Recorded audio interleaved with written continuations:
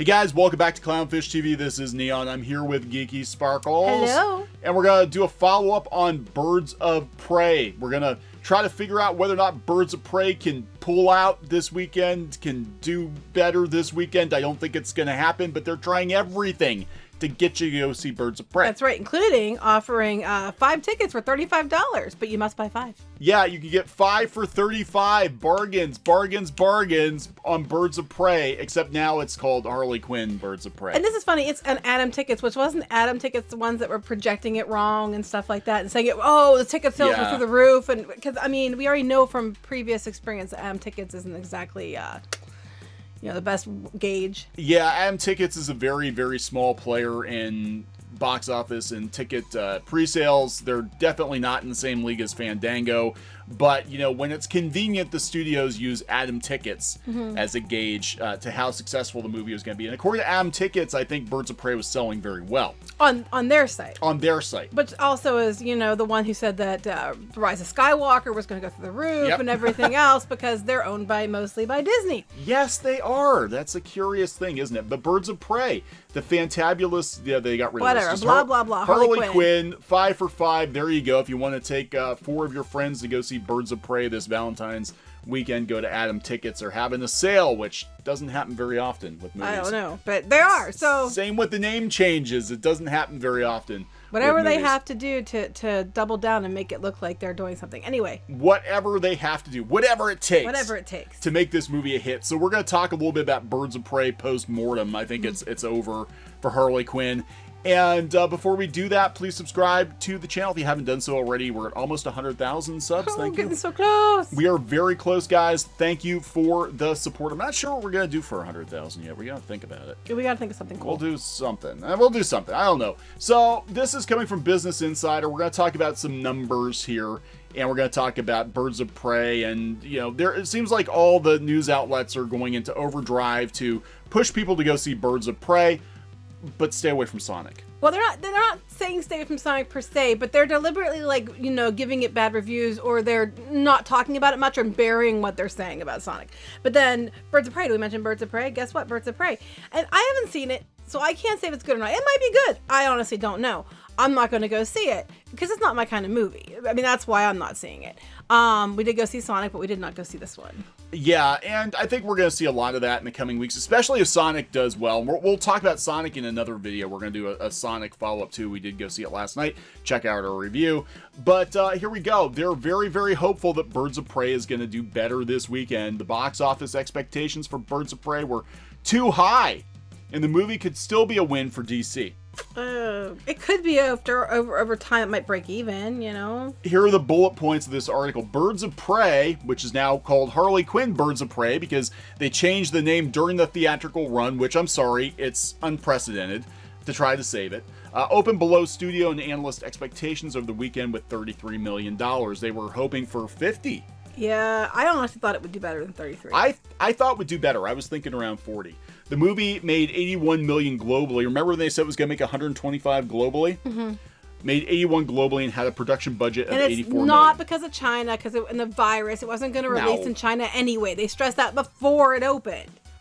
Yeah, it was never going to be released in China. Birds of Prey is rated R and stars a cast of unknown characters besides Harley Quinn, so expectations should better reflect that. So basically, it's a whole list of reasons why it didn't do well and excuses for Harley Quinn. Excuses! Yeah. Now, here's the thing. This is not true. Okay, Huntress and Black Canary, especially with the Arrowverse. Black Canary is very popular. Yeah, very much so. This whole thing is just basically like, here's the excuses why. This is like, it didn't do well, but there's reasons. Yeah, the movie is a spin-off of Suicide Squad, which has a rotten 59% Rotten Tomatoes score. So it's Suicide Squad's fault. It's Will Smith's fault. They've been blaming Suicide Squad since the beginning of this. Yeah, but I mean, look, to be fair, to be honest, if the first movie is not very good, people usually don't turn out for the sequel. Right. And this kind of happened we saw it with Batman Begins, where Batman Begins was the first Batman movie after Batman and Robin. Mm-hmm. And even though it was a reboot, people are like, yeah. And then once they saw it on home video, they came out for Dark Knight and Dark Knight Rises. But, yeah, I mean, I kind of can see this, but, whatever. So it could have held it back at the box office. Theaters are now listing the movie under the new title of Harley Quinn Birds of Prey. which Warner Brothers told Business Insider is only a theatrical listing and not an official title change. Right, because they don't care when they put it on DVD, but they care now because it matters because they're failing and they're trying to save it at the theater. They'll call it Harley Quinn on DVD. Yeah, probably. I guarantee it. They're going to. So there's just a lot of weirdness surrounding this movie, and I think it was just kind of, it caught Warner Brothers off guard. But again, you know, the ticket pre-sales are a pretty good indicator of where people are with the movie, and I don't know if Warner Brothers just believed their own hype or they were believing the media outlets. Yeah, because the media outlets are kissing, and they doubled down after it started doing bad. The media outlets doubled down, which I think is funny, because then Twitter and them and different outlets started blaming men because it's clearly men's fault. And my comment to that was, women didn't go either, which is funny because this also points out that women didn't go, which is, you know, any more than men went. Actually, less than men went, which was the point. Yeah, box office data proves it wasn't men who tanked Birds of Prey, while the film's defenders say sexism. It's nothing to do with sexism. It was marketing was bad. And we're going to talk about that too. We're going to talk about how this was the same thing with Captain Marvel, and Captain Marvel actually did good. Depends on who you believe, but it did good too because it was part of the lead up to If it wasn't Avengers. part of the Avengers Endgame thing, I don't know if it would have done as well. Everybody thought you had to go see that before you saw Avengers, and that's why they went. Yeah. So they said that the sexism is to blame for the movie's shortcomings, and metrics simply don't support the claim. So we'll talk a little bit about this, and then the big point he's trying to make here. Tracking the film ahead of release, industry experts expected to do a healthy business, predicting it would earn $50 million opening weekend. Instead, it took in only $33 million. This has happened before. Look what happened to Terminator. You know, look what happened to Men in Black. Look what happened. I think they honestly put these projections out there, and well, it's happened with Star Wars too. Rise of Skywalker. They put these projections out there to build buzz, to build hype, thinking it's like fake it until you make it.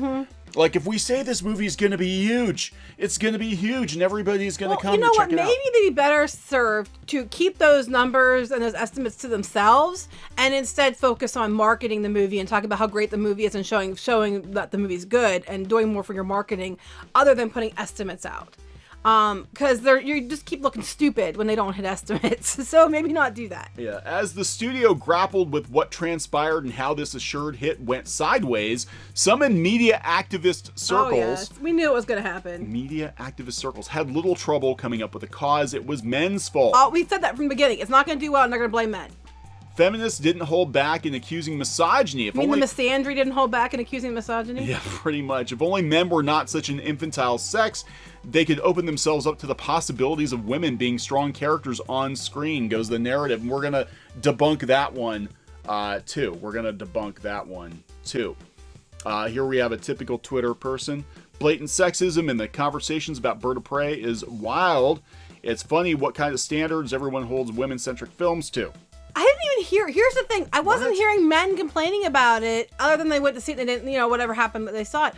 I wasn't hearing it. I just wasn't until after it didn't do well. And then all I heard were people like this going around saying it was men's fault. And I said it wasn't men who didn't go. It was women. It was a complete marketing failure. It was a marketing fail. I 100% agree. Because there were actually people who went to the movie expecting to hate it. Men, believe it or not, who went to the movie expecting to hate it, who actually gave it reviews that were much, much better than we expected. Some people said it was actually a good movie. The marketing did the movie a huge disservice because, we had the actors out there shooting their mouths off about how it was going to be, girl power movie, and the marketing was non-existent. I didn't see any commercials for this movie. I saw it online, but I didn't know. We don't really watch TV usually to find out on regular TV, but it wasn't there. The marketing wasn't there. That hurt this thing more than anything. It has nothing to do with gender bias, nothing to do with that at all. And women, they keep going on about women make up more population for moviegoers than men, but yet women didn't show their asses up either, which was my point I've been making since day one of this. Yeah, and he's got some numbers here, and this is actually, but it's interesting they pull up comic book resources, because we're going to talk about them. Oh, CBR's been white knighting for Birds of Prey so bad, it's ridiculous. We'll talk about them in this video and in a Sonic the Hedgehog video, because there's definitely something up at comic book resources. Just to add to the testosterone dysphoria, the superhero culture site Comic Book Resources sources attributed some of the failure to the fact that male movie reviewers were unfairly harsh. I debunked that. I had those numbers. I don't have it in front of me. But when I was doing I went through the numbers and I compared male reviewers to female reviewers. Now, of the female reviewers, there were about half as many as there were male reviewers. So, of course, you're going to have a much larger amount of men liking it or not liking it than female. And then a big hunk of these reviews, too, were indeterminate gender. There was almost as many indeterminate gender based on their name, because you can't go by a name like, Starshine or JD or something and know who it belongs to, or Google and know who it belongs to. You can't tell. So of those other half of the reviews were men. The other half were women and this you can't tell which is which on gender. So non-binary names. And so of that, you can't tell who's male and who's female anyway. So, and there was a lot of men giving it positive scores. There was a lot of females giving it negative scores. That was a load of crap. And I proved that days ago. Well, that is actually going to be my stage name, JD Starshine, by the way. JD Starshine? All right. JD Starshine. Besides the common refrain that men are to blame for the film flop, Birds of Prey criticism possessed another commonality. There's no evidence to support it. Mm-hmm. And again, this is, going back to Ewan McGregor right out of the gate. He's like, it's a feminist film. It takes a real look at misogyny. When you say that, and it was actually written by the writer of Bumblebee, which I loved. But people said Bumblebee. That it wasn't that much so that he said. Geeks and Gamers, actually, big hater channel, Geeks and Gamers. Geeks and Gamers gave it a positive review. Bounding Into Comics gave it a positive review. They actually gave Birds of Prey a better review than they gave Sonic the Hedgehog. They gave it like 8.5 out of 10. They gave Sonic an 8. Mm-hmm. So I'm just it kind of blows up your narrative right there. Right. The general public didn't care about this movie. It wasn't marketed well. Women didn't go either. And that's what I want to bring up here. Birds of Prey failed for non-sexist reasons. Exactly. Men did, in fact, turn out to see the film. Audience measurements showed that more than half of the film's attendees were males at 54%. Claims that male entertainment writers were unfairly dumping on the film also failed to land, as Rotten Tomatoes sports a very strong 80% with a matching audience score. Any harsh criticism was surely drowned out by the praise. Mm-hmm. So, absent sexist excuses, what went wrong? The first issue's basic fact: the movie content was muddled. It was. Yeah, it was about Harley Quinn, but was named after the support staff. People are like, who are these people? Yeah, pretty much. They talked about the release date. They talked about a lot of other problems. And they said about Teenage Boys Didn't Go, but it was rated R. And it's like, yeah, which we brought up too. A lot of things that they mentioned, we already brought up. And it's like, it didn't do well for a number of reasons, but sexism is by far not the most, important reason of why it didn't do well. Yeah. So, I mean, this is... But that's what the takeaway is. That is the takeaway. But we've seen this time and time and time again. A lot of times, they blame bad movies. Charlie's Angels. Terminator, Dark Fate, Men in Black 4, they blame movies that weren't good on sexism when the movie just wasn't good. Well, what if there's a movie that bombs that has nothing to do with it was a mixed cast, or it was male leads? Do they blame women for not? Is it misandry because women didn't show up to see it? You never hear that. It's always men's fault. It's always when women-led movies bomb, it's because men hate women. But when male-led movies bomb, it's not because women hate men. That's true. It's because it was a crappy movie. Well, maybe people, I think in this case, it doesn't necessarily mean it was a crappy movie, because I honestly didn't see it, so I can't say. But I am saying it was a poorly marketed film. It was poorly marketed, its messages was mixed. The messages were mixed.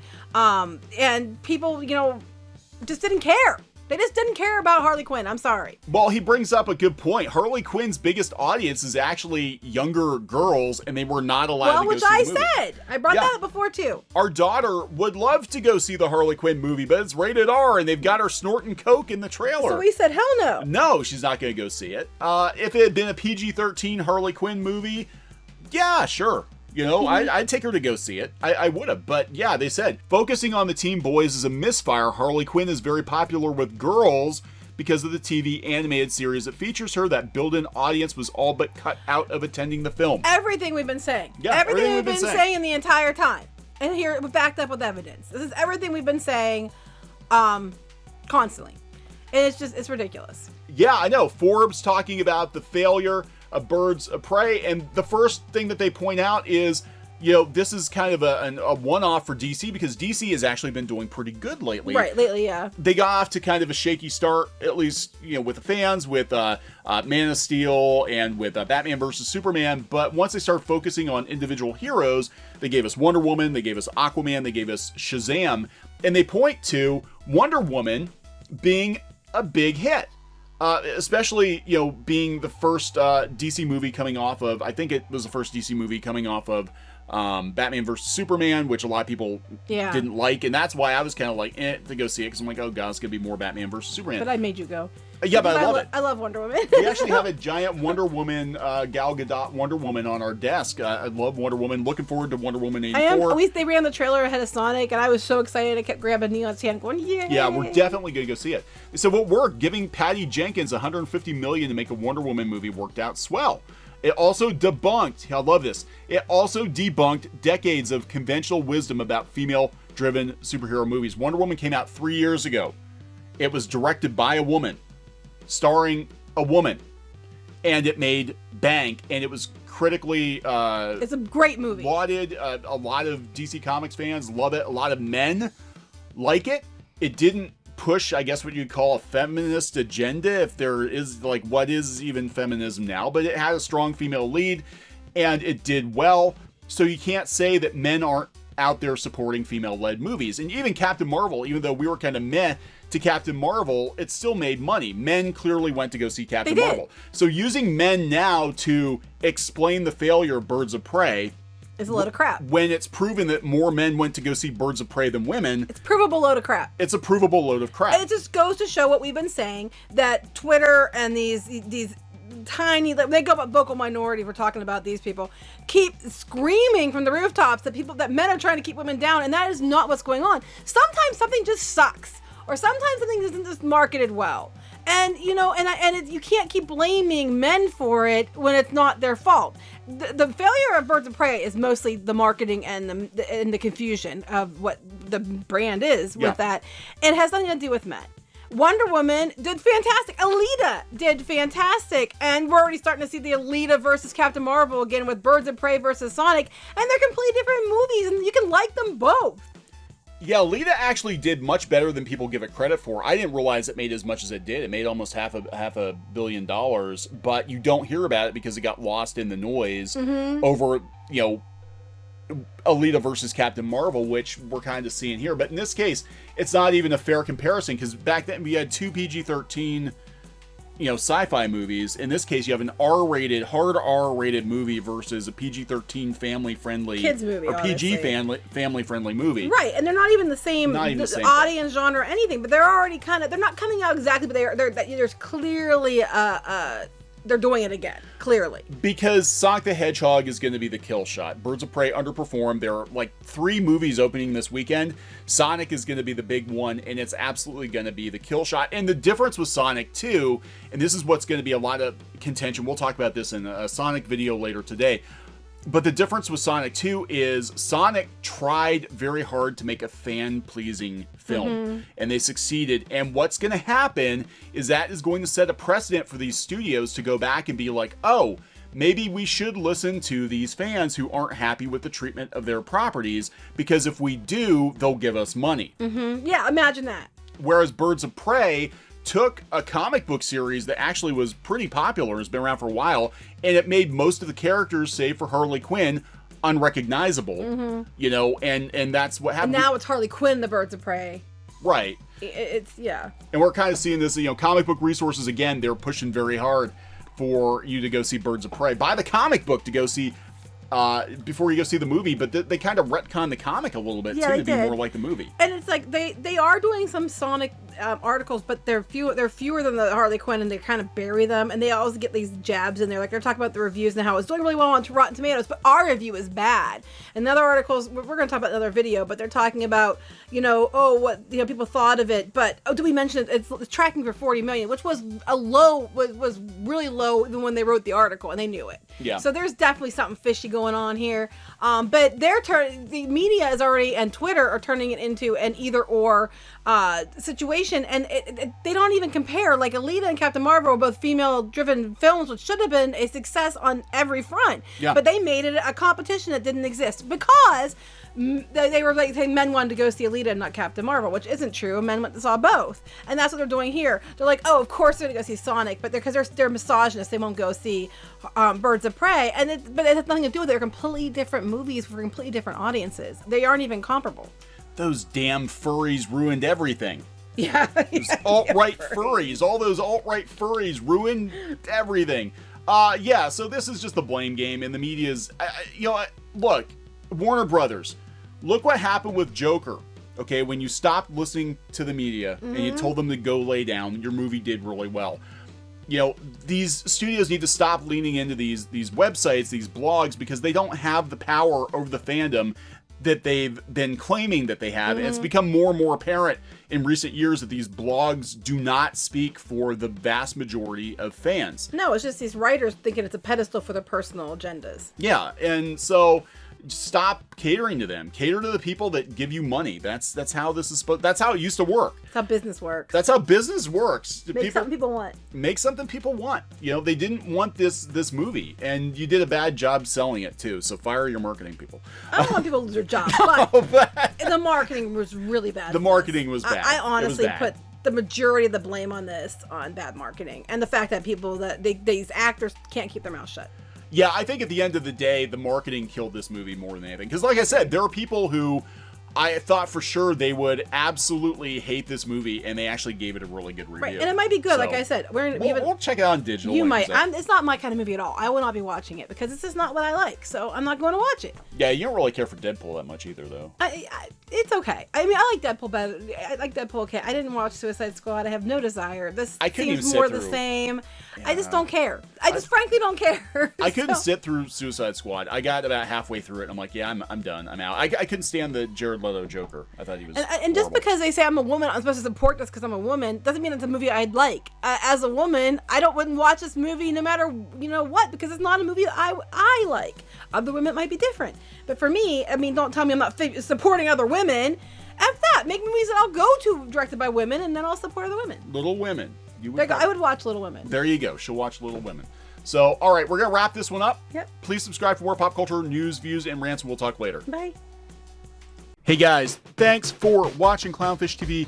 Please consider supporting the channel. Go to clownfishsupport.com. That's clownfishsupport.com. And if you want to join our community, go to clownfishtalk.com. That's clownfishtalk.com. Please subscribe, ring the bell for notifications. We will talk to you next time.